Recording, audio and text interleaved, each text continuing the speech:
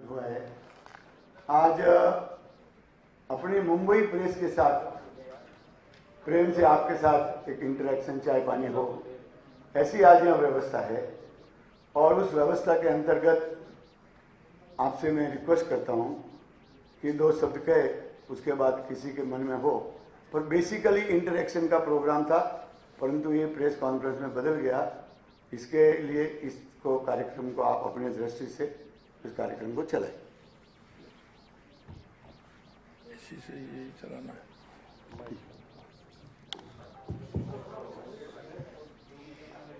आप सभी को नमस्कार।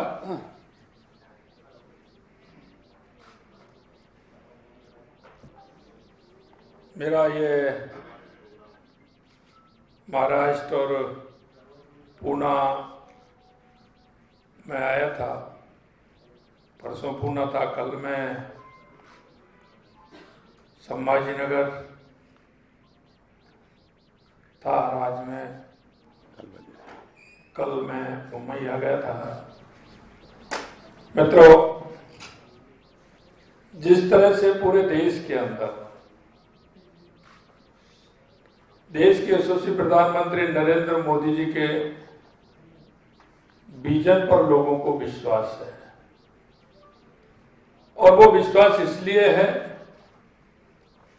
कि आपने 2014 से पहले इस देश की स्थितियों को देखा है। 2014 से पहले इस देश के अंदर किस तरह की स्थिति थी, आपने देखा होगा कि 2014 से पहले देश में भ्रष्टाचार की नई नई इबारतें लिखी जा रही थी। एक घोटाला आता था, दूसरा घोटाला उससे बड़ा आता था, तीसरा घोटाला उससे बड़ा आता था, चौथा घोटाला उससे भी बड़ा आता था। लगातार घोटालाओं का अंबार लग रहा था। पृथ्वी पर भी घोटाले, पाताल में भी घोटाले और आसमान में भी घोटाले। कोई भी राष्ट्रवादी व्यक्ति जब पेपर पढ़ने सुबह बैठता था तो आतंकवाद और घोटाला, नक्सलवाद को देख करके उनकी आंखों में आंसू आ जाते थे। पेपर उन आंखों के आंसुओं से गीला हो जाता था।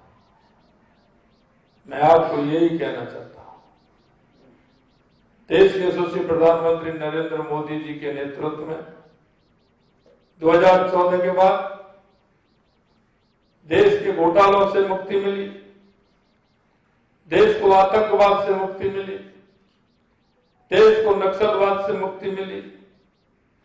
कांग्रेस हमेशा गरीब की बात करती थी, लेकिन गरीबी से कोई वास्ता नहीं था।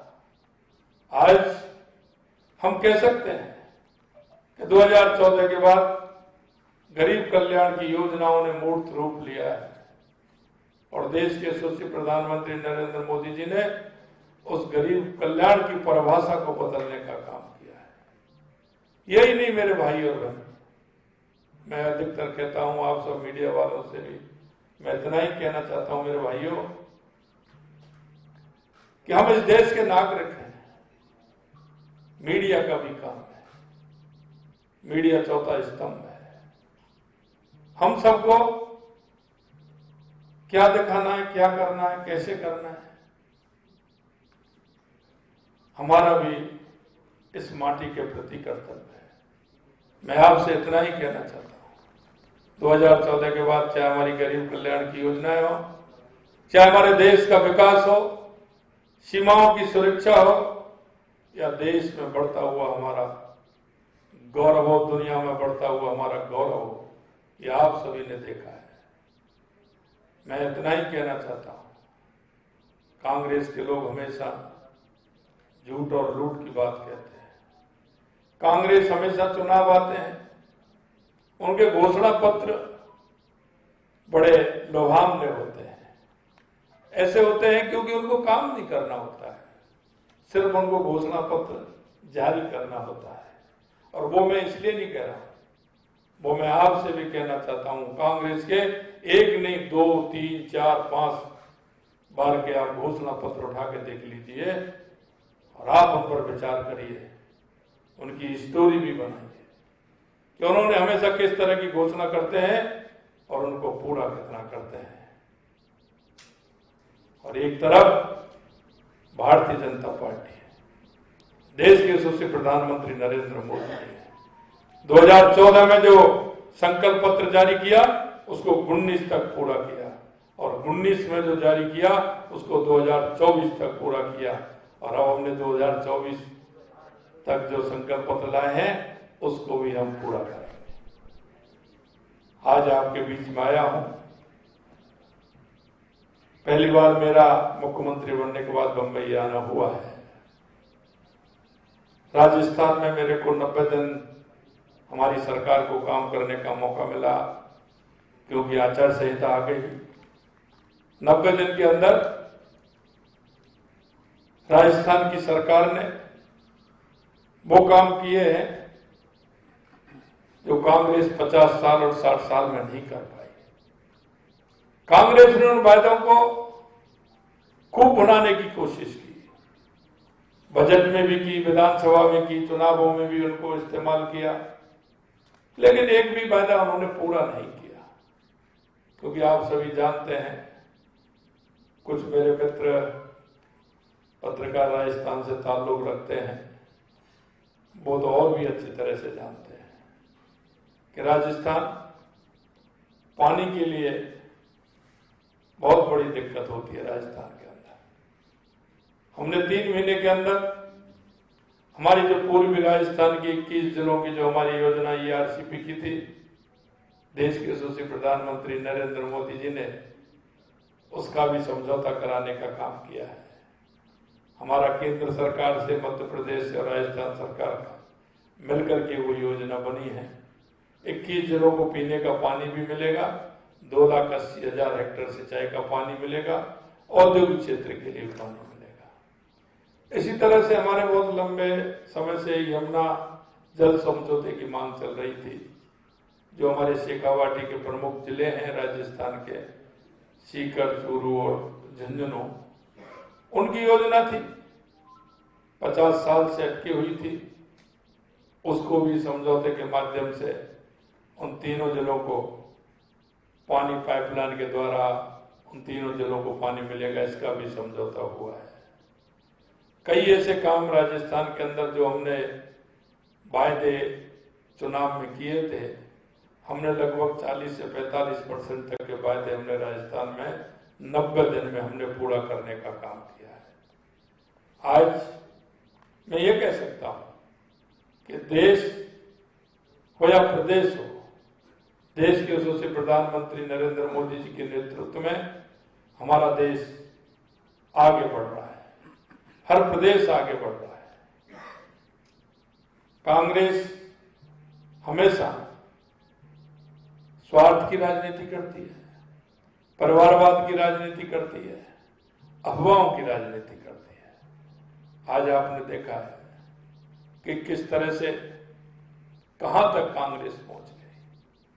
भ्रष्टाचार तो करती है, लेकिन जातिवाद, क्षेत्रवाद, प्रांतवाद और अब तो वो रंगभेद की नीति पर भी आ गई। लोगों की पहचान कहां किस तरह से कर रहे हैं, कहां तक पहुंच गई, ये क्या है, क्या स्थिति बनाना चाहते हैं वो।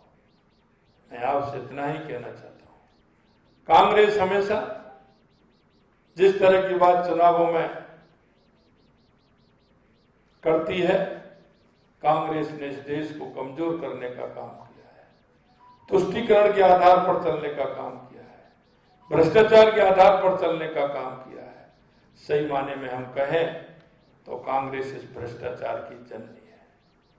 मैं आपसे के माध्यम से इतना ही कहना चाहता हूं, कल मैं मुंबई में एक कार्यक्रम मेरा था, 2 कार्यक्रम थे, आज भी मेरे कार्यक्रम हैं। मैं जिस तरह का उत्साह और वातावरण महाराष्ट्र के अंदर देख रहा हूं, निश्चित रूप से भारतीय जनता पार्टी और NDA बहुत बड़े बहुमत के साथ महाराष्ट्र में भी जीतेगा और जब 4 जून को रिजल्ट आएगा तो मोदी जी 400 पार जाएंगे। ये जनता के मन की बात जो है, क्योंकि जनता को एक विश्वास हो गया है कि मोदी जी जो कहते हैं वो करते हैं। जनता में विश्वास है। मैं कई प्रदेशों में जाना हुआ है। बंगाल में हमारी सीटें बढ़ेंगी, झारखंड में हमारी सीटें बढ़ेंगी, तेलंगाना में हमारी सीटें बढ़ेंगी, आंध्रा में हमारी सीटें बढ़ेंगी, उड़ीसा में हमारी सीटें बढ़ेंगी और जितने भी हमारे प्रांत हैं उनमें सीट हमारी बढ़ेंगी।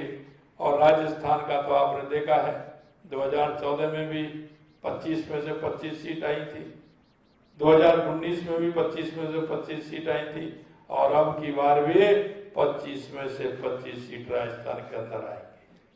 मैं आपसे इतना ही कहना चाहता हूं कि देश के यशस्वी प्रधानमंत्री नरेंद्र मोदी जी के नेतृत्व में 4 जून को 400 पार होंगे और हमारे देश के यशस्वी प्रधानमंत्री नरेंद्र मोदी जी तीसरी बार प्रधानमंत्री बनेंगे। आप सभी को बहुत बहुत धन्यवाद। नमस्कार।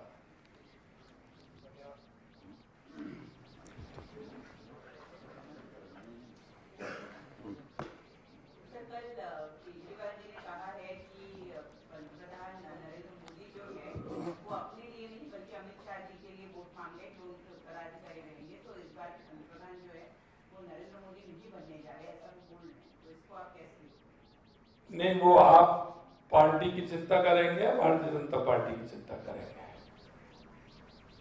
मैं आपको कहना चाहता हूं,